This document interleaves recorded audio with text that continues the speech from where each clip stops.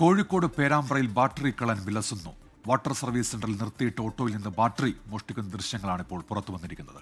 3 ആഴ്ച മുമ്പ് Perambra mini industrial ഏരിയയിൽ നിന്നും ബാറ്ററികൾ മോഷ്ടിച്ചിരുന്നു. ആരാണെന്ന് കണ്ടെത്താൻ സാധിച്ചിട്ടില്ല. ബൈക്കിലെത്തി ഹെൽമറ്റ് ധരിച്ചിട്ടാണ് ഇത്തരത്തിൽ മോഷണം നടത്തുന്നത്. നമ്മളിപ്പോൾ പുറത്തുവിട്ടിട്ടുള്ള ദൃശ്യം 2 ദിവസം മുമ്പുള്ളതാണ്. 8-ാം തീയതി പുലർച്ചെ 3:45 കൂടിയിട്ടാണ് പേരാമ്പ്രയിലുള്ള ശ്രീലക്ഷ്മി വാട്ടർ സർവീസ് സെന്ററിൽ നിർത്തിയിട്ട ഓട്ടോറിക്ഷയിൽ നിന്ന് ഇയാൾ ബാറ്ററി മോഷ്ടിക്കുന്നത്. പിന്നീട് ബൈക്കിൽ കടന്നു കളയുകയായിരുന്നു ചെയ്തത്. 3 ആഴ്ച മുമ്പും പേരാമ്പ്രയിൽ തന്നെയുള്ള മറ്റൊരു മിനി ഇൻഡസ്ട്രിയൽ ഏരിയയിൽ നിന്നും അവിടെ നിർത്തിയിട്ടുള്ള 3ഓളം വാഹനങ്ങളിൽ നിന്ന് ബാറ്ററി മോഷ്ടിച്ച് കടന്നു കളഞ്ഞിരുന്നു. അതുമായി ബന്ധപ്പെട്ട അന്വേഷണം നടക്കുന്നതിനിടയിലാണ് വീണ്ടും പേരാമ്പ്രയുള്ള ശ്രീലക്ഷ്മി വാട്ടർ സർവീസ് സെന്ററിലെത്തി അവിടെ നിർത്തിയിട്ടുള്ള ഓട്ടോറിക്ഷയിൽ നിന്നും ബാറ്ററി മോഷ്ടിച്ച് കടന്നു കളയുന്നത്. ഹെൽമറ്റ് ധരിച്ചെത്തുന്നു, ബൈക്കിലെത്തുന്നു.